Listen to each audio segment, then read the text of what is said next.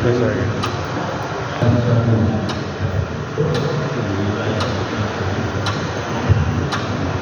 Mikir kok rodok ngene lho.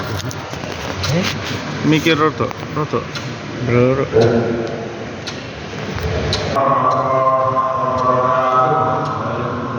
Ya, rodok blur.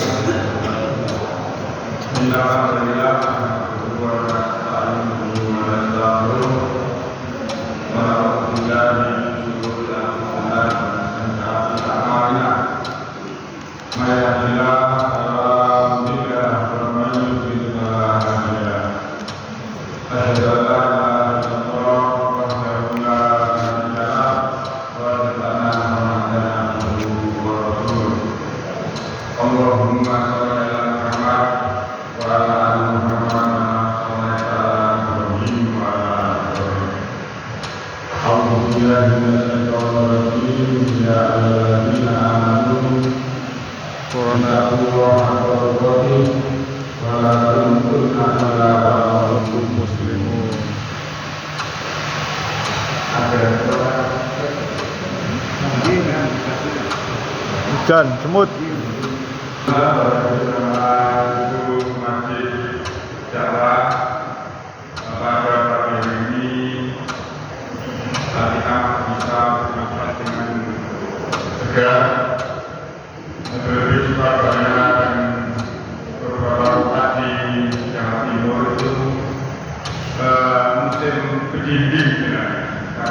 Kedinding. Terutama Nganjuk, Probolinggo, ada angin dingin.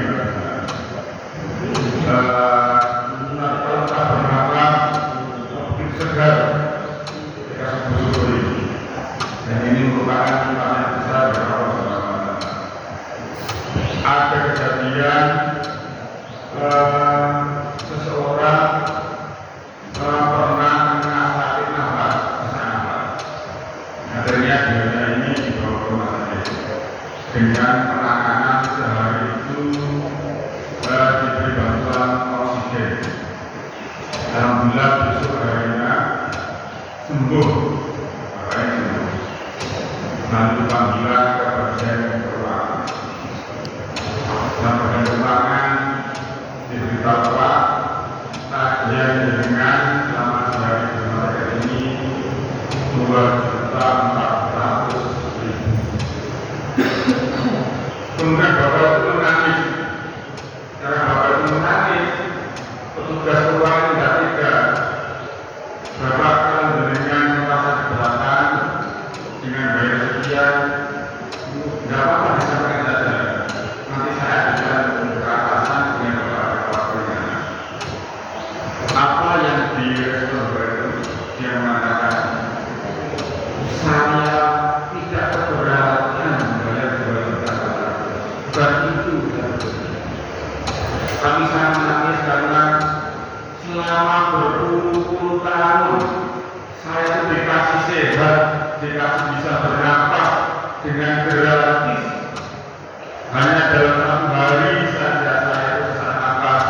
Kalau selama ini saya tidak merasa, saya kurang merasa bahwa itu adalah ada Allah. Maka marilah saling mengingatkan syukur atas nikmat Allah, terutama nikmat kesehatan yang begitu besar kalau kita mau mengenal. Salam dan salam semoga kita dapat berterima pada Rasulullah Muhammad SAW. Jamaah salat Jumat Rasulullah, pada pagi hari kita mengkaji surat An-Naml ayat 62. Biasanya saya tidak awal ketika mau mesti betul karena semalam lupa saya tidur baru berat. Saya bacakan Alhamdulillah Bismillahirrahmanirrahim. Amman yujibul mudhar idza da'ahu wa yasjudu wa yaj'alukum khulafa'a. Qalilan ma Allah qalilan ma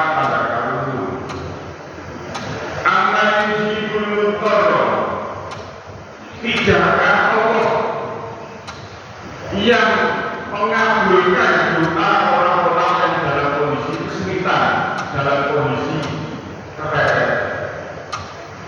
Wajah si kusuk dan orang yang menghilangkan keburukan. Wajah jatuh kumpulapa dan orang yang menjadikan kamu semua pemimpin di bumi. Ta'ilahum ma'allah qalilahum ma'arun. Apakah ada Tuhan selain Allah? Sedikit dari kita yang mengambil pelajaran. Jangan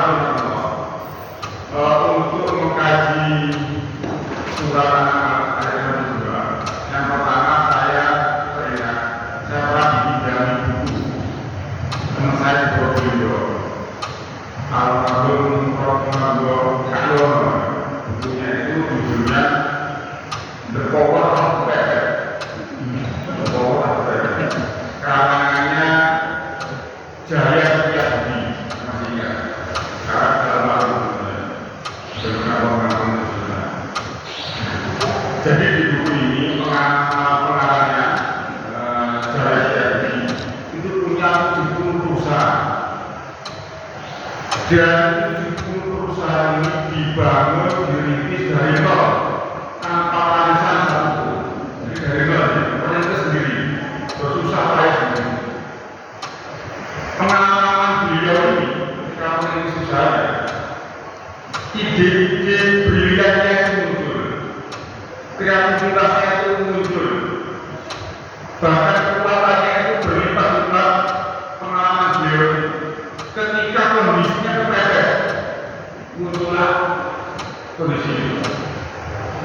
Maka dia menyatakan kalau kita itu tidak pernah kepepet, kejepit, maka silakan mengkondisikan dalam kondisi kejepit. Supaya apa? Supaya kekuatan itu muncul, ide-ide itu muncul. Beliau mengumpamakan itu seperti ketika orang dikejar harimau. Seharusnya dia itu tidak bisa melompat pagar, tapi kondisi kejepit, kepepet, akhirnya orang itu bisa melompat pagar yang pada kondisi normal dia tidak.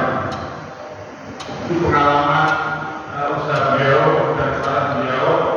Nah, supaya kita itu muncul kekuatan, supaya kita muncul ide brilian, supaya kita itu berkembang. Sehingga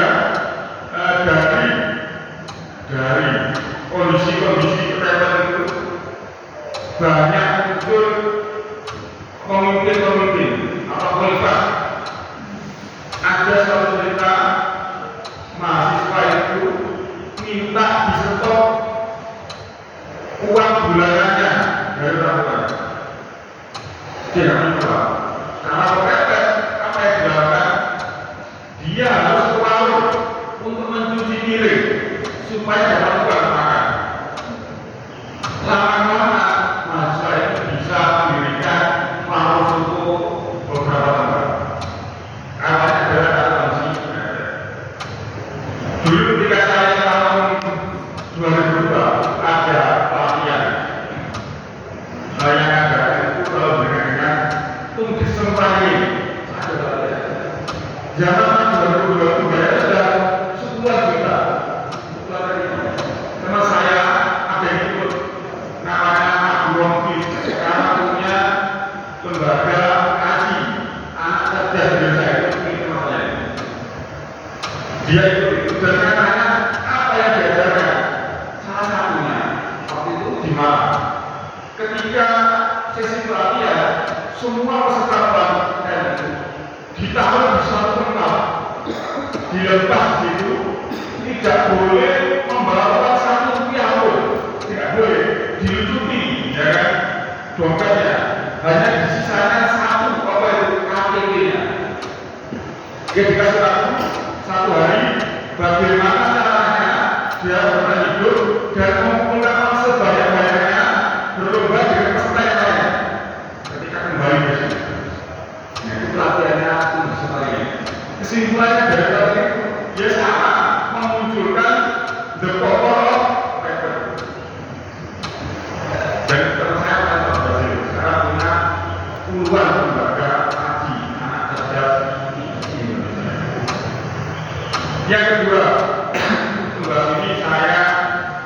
Tadi malam membaca tafsir Al-Azhar karya Buya. Yang sebenarnya adalah ketika kondisi mepet kesulitan, maka siapa lagi yang bisa mengabulkan doa kita kecuali Allah Subhanahu wa Ta'ala. Dalam tafsir Al-Azhar Buya akan mengutip Abu Bakar Abu Dawud Al-Bayyuni pernah bercerita di Syria itu ada seseorang yang punya usaha jasa angkutan. Kalau sekarang berarti punya budget Grab, apalagi dan lain-lain. Dia menyewakan tapi mudah, yang seperti itu. Dia menyewakan mudah. Suatu ketika ada orang yang menyewa kudanya, dia mengatakan, pada persimpangan jalan, orang yang menyewa kudanya ini minta belok ke jalan yang sangat sepi. Dia akan benar tak? Bulan kita lewat sini. Benar, ini tujuan perjalanan salah. Karena dia jasa melayani angkutan itu ya, budaya. Mereka diikutilah. Semakin lama masuk jurang, masuk hutan, yang kanan kirinya jurang, sangat sepi. Dan di tepi jurang itu banyak mayat yang bergelimpang. Dalam hati sudah ragu ini, sudah grogi lah. Bisa saya senasib dengan orang-orang yang mati di tepi jurang. Ternyata betul juga. Orang yang nyewa kuda itu kemudian turun, ternyata dia perampok, mengeluarkan pisaunya. Hai Tuhan, yang punya kuda, saya ingin membunuh. Kaget dia. Ternyata yang menyewa di sana adalah orang perampok. Dia menjawab, hai perampok, silakan ambil kuda saya, ambillah, tapi jangan bunuh saya. Tidak mau, perampoknya menjawab, yang saya ingin adalah nyawamu. Kalau saya tidak membunuhmu, saya masih kejar. Saya harus membunuh. Logi negara. Terakhir apa yang mereka kedua?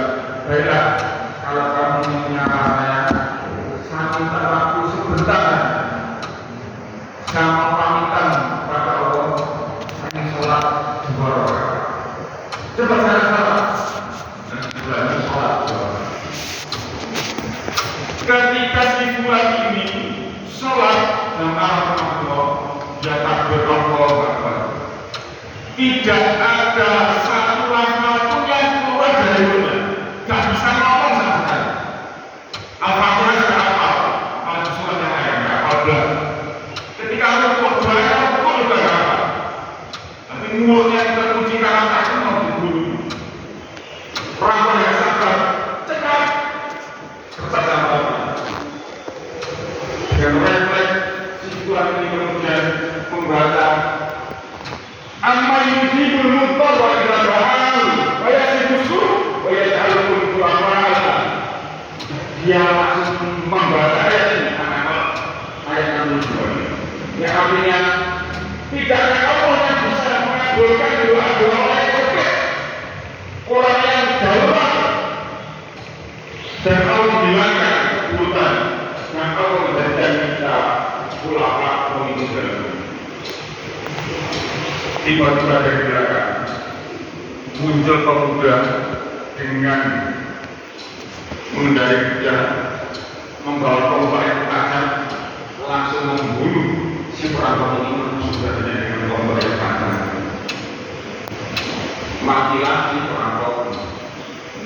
Setelah mati, si budak ditanya pada pemuda, pemuda, siapakah yang mengutusmu sehingga kamu bisa ke sini? Maka pemuda menjawab, Tuhanlah yang mengutus saya ke sini karena kamu begitu yakin pertolongan Allah akan datang, maka saya datang ke sini untuk mendapatkan. Jamaah Allah itu dari yang dikutip di tafsir Al-Azhar.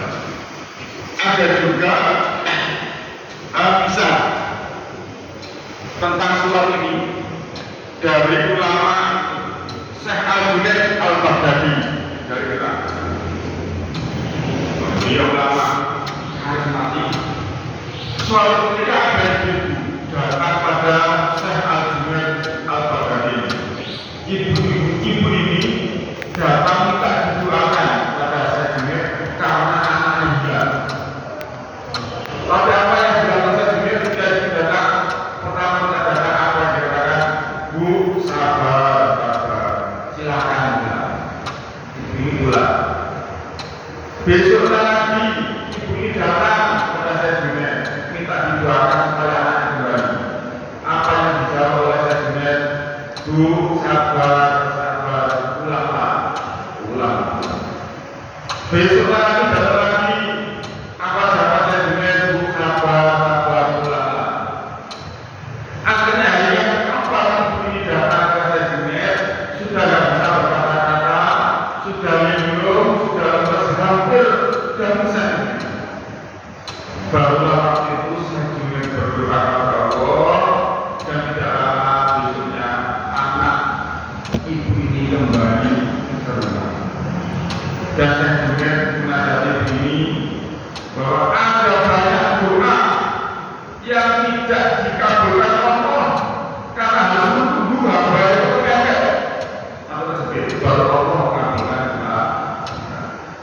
Sesuai dengan ayat tadi, amma yang mujibul mudhara. Jamaah kemudian dari sini juga ada cerita rakyat. Kalau ini tidak cerita hiburan. Sampai di sebelahnya. Suatu ketika ada sayembara ada raja yang mau maju. Siapa yang menang sayembara itu nanti akan dapat putrinya atau putrinya. Yang kedua, kalau menang sayembara dia akan mewarisi tahta raja, jadi raja dari yang ketiga, dia dapat warisan dari raja. Luar biasa bahasanya. Dapat putri raja, dapat tahta, kemudian dapat sayembara kedua. Puluhan bahkan ratusan pemuda sayembaranya itu berupa cepat-cepatan berenang, lomba berenang. Siapa yang cepat, siapa yang paling cepat dari ujung ke ujung maka dia pemenang. Ibadah mereka ratusan pemuda berkumpul di sungai untuk lomba berenang. Panitia mau mulai lomba. Saudara-saudara pemuda yang dihasilkan, mari kita mulai lomba ini. Siapa yang nantinya paling cepat berenangnya sampai ujung sana, maka itulah yang jadi pemenang. Semuanya setuju? Mudah-mudahan. Saya hitung 1 sampai 3. Nabi dalam hitungan ketiga silakan mencoba ke sungai berenang secepat mungkin dan yang paling cepat dia dari cepat. Apa kalian berat? Silakan. Ketika sudah mau dimulai lomba itu, panitia tersebut mengatakan bahwa di sungai tersebut banyak buaya. Maka ketika dihitung 1, 2, 3, yang awalnya pemuda begitu semangat untuk berlomba, tidak ada satupun yang mencebur dirinya berenang ke dalam sungai. Kalau ada banyak buaya terbengong semuanya. Tiba-tiba terdengar suara jejur. Ada pemuda yang berkasa masuk dalam sungai berenang dengan sekuat tenaga dan berhasil menjadi satu jujur.